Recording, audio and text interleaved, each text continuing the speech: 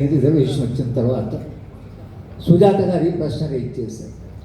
రేపు మాదిగా మహిళలు ఈ రిజర్వేషన్లో సగం మాకు కొంటే మనం ఎంతమంది అంగీకరిస్తాం మనకు తెలియదు. ఎందుకంటే మళ్ళీ నేను కొత్త సంస్థ తెచ్చిపెట్టారు అంటే, ఎందుకంటే కొంచెం మన మగవాళ్ళం కాబట్టి అది కొంచెం అంగీకరించడానికి ఇబ్బంది ఉంటుంది. మీరు అంగీకరించాలని అనడం లేదు, ఈ సమస్య చాలా కాలంగా అర్థం.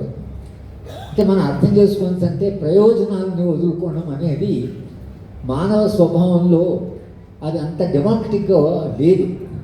కనుక ఇవాళ వాళ్ళు చేస్తున్న చర్చలో వాళ్ళు క్లాసిఫికేషన్ అపోజ్ చేయడం లేదు, కానీ కొన్ని వాదనలు ముందుకు తీసుకొస్తున్నారు. ఒక వాదన వాళ్ళు ఏమంటున్నారంటే, కేంద్ర ప్రభుత్వము రిజర్వేషన్స్ను సమర్థించినప్పుడు, సుప్రీంకోర్టు కూడా దానికి అభ్యంతరం తెలియనప్పుడు జాతీయ స్థాయిలో ఒక విధానం చేసి కేంద్రంలో ఉండే ఉద్యోగాలకు కూడా ఈ క్లాసిఫికేషన్ అప్లై అవుతుందని ఎందుకు అనలేదు అనేది ఒక ప్రశ్న అడుగుతున్నారు. రెండవ ప్రశ్న ఏంటంటే, కేవలం తెలంగాణలోనే దీని కొరకు ఒకవేళ కేంద్రంలో అధికారం ఉండే పార్టీ పడితే వారు బలపడడం కొరకే ఇది చేస్తున్నారా అనేటువంటి ఇంకొక ప్రశ్న.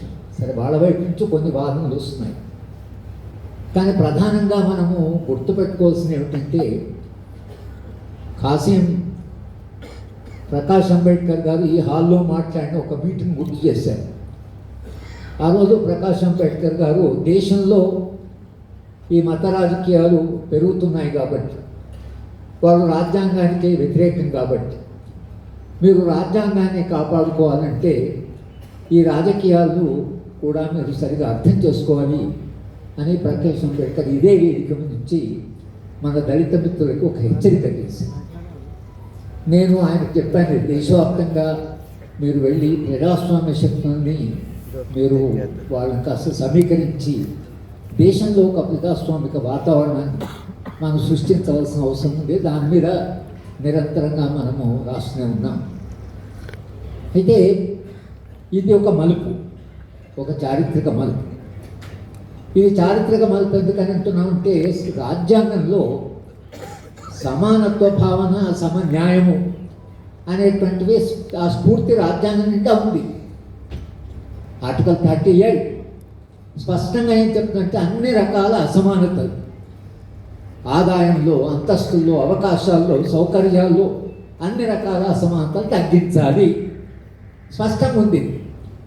అలాగే ఆర్టికల్ 39లో దేశ సంపద ఎవరి చేతిలో కూడా కేంద్రీకృతం కాకుండా, దేశ ప్రయోజనాలకి హానికరంగా మారకుండా సంపద అనేది సర్వ ప్రయోజనానికి పనికి రావాలి. Should not be detrimental to common good అని భారత రాజ్యాంగం అంది.